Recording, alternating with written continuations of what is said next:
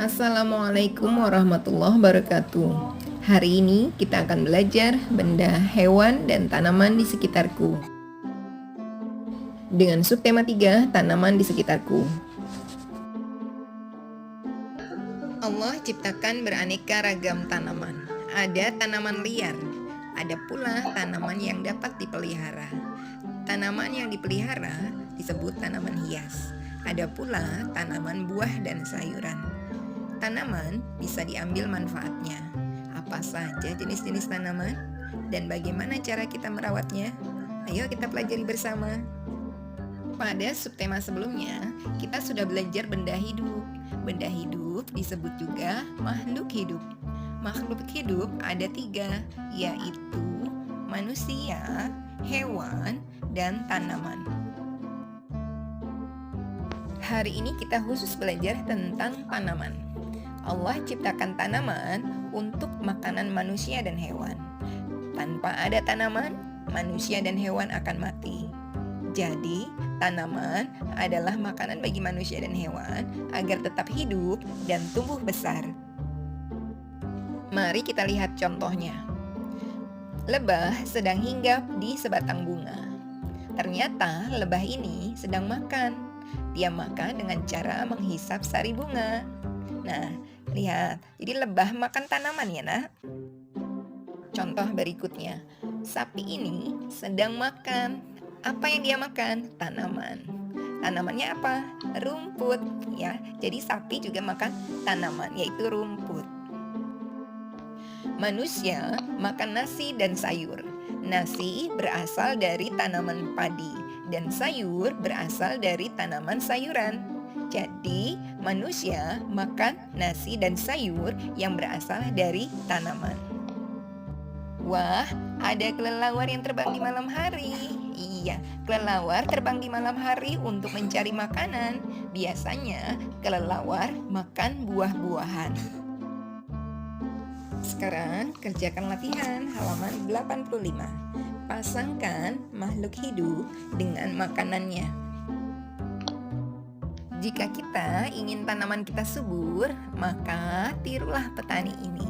Dia ingin tanaman sayurnya tumbuh subur dengan cara menyiram dan memberi pupuk pada tanaman tersebut. Kerjakan latihan halaman 87, beri tanda centang pada pernyataan yang benar tentang tanaman. Siva diminta ibu guru untuk menjelaskan bagian-bagian tanaman.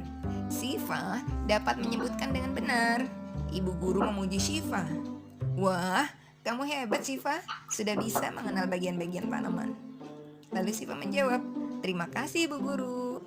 Nah, jadi ini adalah kalimat pujian. Ibu guru memuji Siva dan Siva mengucapkan terima kasih karena sudah dipuji oleh ibu guru.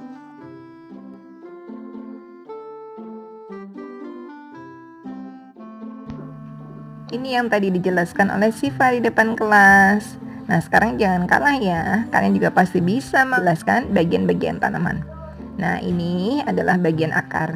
Akar berguna untuk menyerap air dan makanan yang dibutuhkan oleh tanaman agar tanaman tumbuh besar.